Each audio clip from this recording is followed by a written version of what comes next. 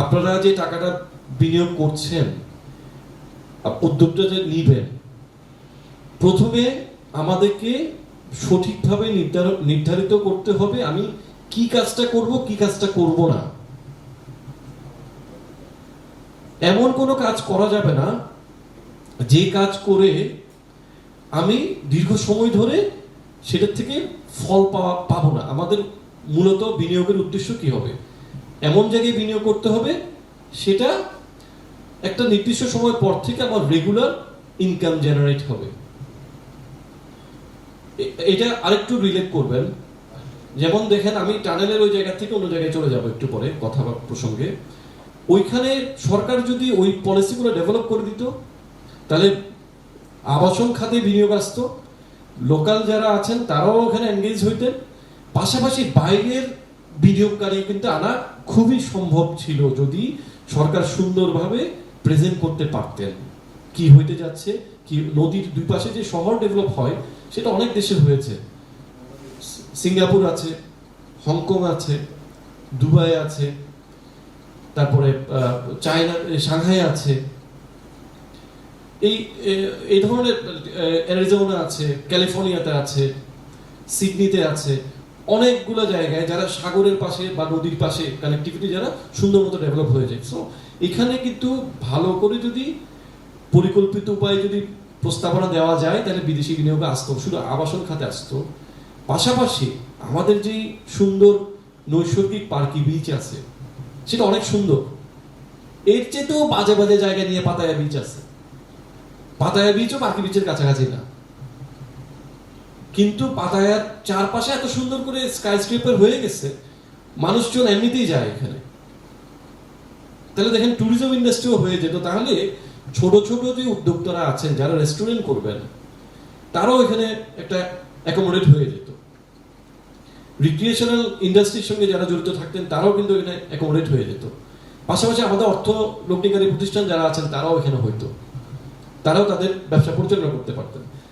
পাশাপাশি আবার শিল্প উন্নয়নটা হতো, শুধুমাত্র গার্মেন্টস শিল্পের দিকে নজরদারি না করে অন্যান্য আরো টেকনোলজি বেস যে ইন্ডাস্ট্রিগুলো আছে, যেমন গাড়ির পার্টস বানানো, বা এখন এআই নিয়ে কাজ হচ্ছে, বিভিন্ন ধরনের চিপ, বিভিন্ন ধরনের এটা প্রকৌশলীরা আরো ভালো বলতে পারবেন, অনেক ধরনের রোবোটিক সায়েন্স যেগুলো মানুষের যে এআই বেস যে ইন্ডাস্ট্রিগুলো সেগুলো হচ্ছে।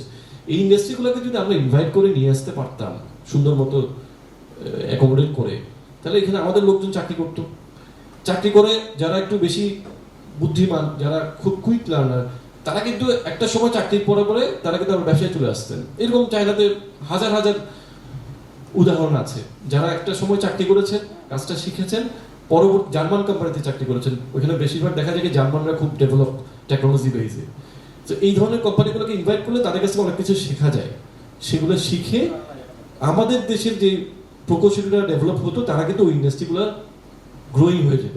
আপনারা দেখেন কত দীর্ঘ সময় ধরে আমাদের দেশের কোনো সাস্টেইনেবল অর্থনৈতিক কাঠামো না থাকার কারণে কিন্তু এটা, মানে মূল বিষয়গুলো নিয়ে আমরা কেউ ওয়ার্কআউট করি নাই। আমরা দেখা যাচ্ছে কি এই ইপিজেড করছি, কাদেরকে ইনভাইট করছি, তারা কিন্তু অন্য ধরনের সুবিধা নিচ্ছে, সেটা কোরিয়ান কোম্পানি হোক, চাইনিজ কোম্পানি হোক, তারা আসছেন, তারা এই গার্মেন্টস উৎপাদন করছে, তারা শু ইন্ডাস্ট্রি করছে। ওগুলো করে দেখা যাচ্ছে কি চায়নার থেকে সে এক্সপোর্ট করলে ওইখানে শুল্কায়ন হয় ইউএসএ মার্কেট বা এই ইউরোপ মার্কেটে, আবার বাংলাদেশ থেকে এক্সপোর্ট করলে তার শুল্ক দিতে হয় না। তো ওই সুবিধার জন্য তারা আসতেছে।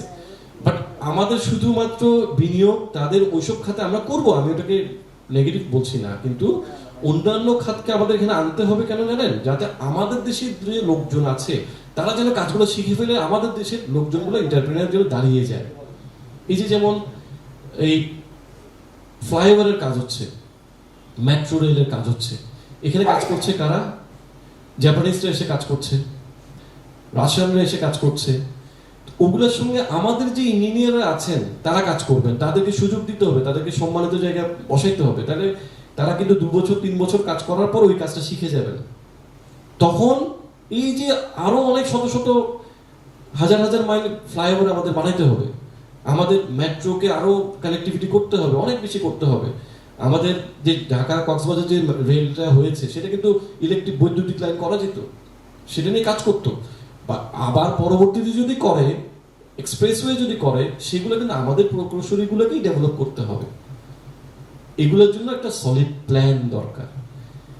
এই কথাগুলো বলার অর্থ হচ্ছে আমরা যারা উদ্যোক্তা, আমরা যারা কাজ করব, তাদের কথাগুলা স্পেসিফিক বলতে হবে যাতে সরকারের কানে পৌঁছায়।